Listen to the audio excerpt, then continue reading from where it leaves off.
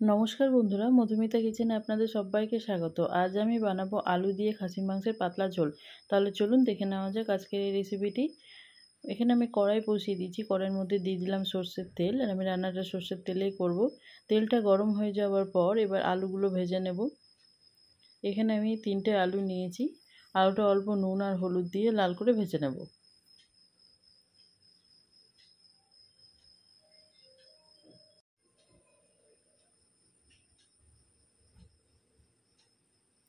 আলুটা দেখুন ভেজে নেওয়া হয়ে গেছে, এবার তুলে নেব।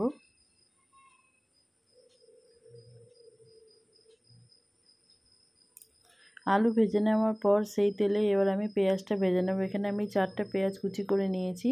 পেঁয়াজটা ভেজে নেব।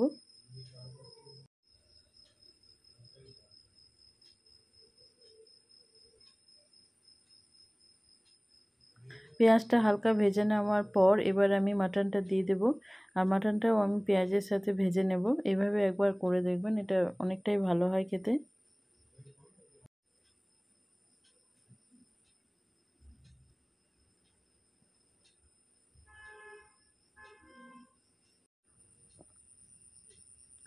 পেঁয়াজের সাথে মাটনটা ভেজে নেওয়ার পর এবার গুঁড়ো মশলাগুলো দিয়ে দেব। বেটে রাখা মশলাটা দিয়ে দেবো। মশলার মধ্যে আছে আদা, রসুন, টমেটো, লঙ্কা, গোটা জিরে একসাথে বেটে নিয়েছি, সেই মশলাটা দিয়ে দিলাম। এবার গুঁড়ো মশলাগুলো দিয়ে দেবো। দিয়ে দিলাম স্বাদ মতো নুন, দিয়ে দেবো হলুদ গুঁড়ো,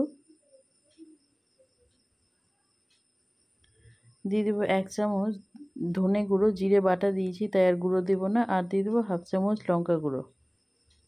সব গুঁড়ো মশলাগুলো দিয়ে ভালো করে মিশিয়ে নিয়ে এটা ঢাকা দিয়ে দেবো। ঢাকা দিয়ে কষিয়ে নেব।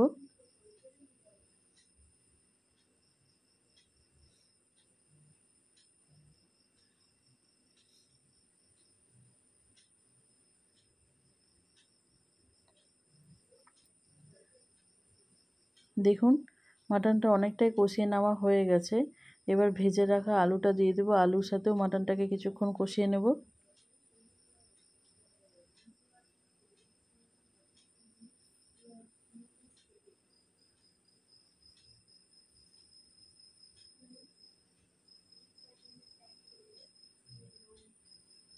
আলুর সাথে দেখুন মাটনটা অনেকটাই ভালো করে কষিয়ে নেওয়া হয়ে গেছে। এবার আমি এখানে জল দিয়ে দেবো। আর আমি জলটা গরম করে নিয়েছি, সেই জলটাই দিয়ে দেবো।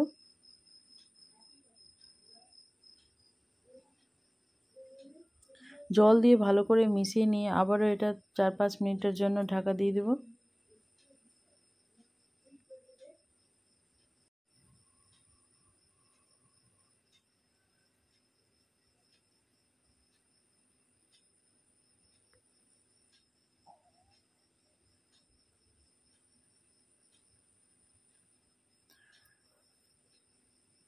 ঢাকা খুলে নিয়েছি, আর দেখুন আলু মাটন অনেকটাই সেদ্ধ হয়ে এসেছে। এবার এর মধ্যে আমি দিয়ে দেবো 1 চামচ গরম মশলা গুঁড়ো।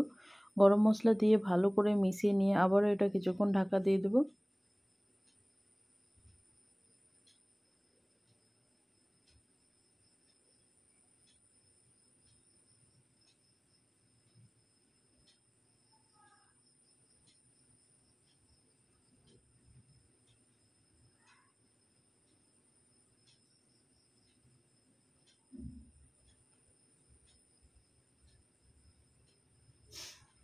ঢাকনাটা খুলে ভালো করে মিশিয়ে নিলাম। তৈরি হয়ে গেল আলু দিয়ে মাটনের ঝোল। রেসিপিটি যদি আপনাদের ভালো লেগে থাকে তাহলে প্লিজ লাইক করবেন, শেয়ার করবেন, সাবস্ক্রাইব করবেন এবং কমেন্ট করেও জানাবেন। আজকের মতো এই পর্যন্তই, আবার দেখা হবে।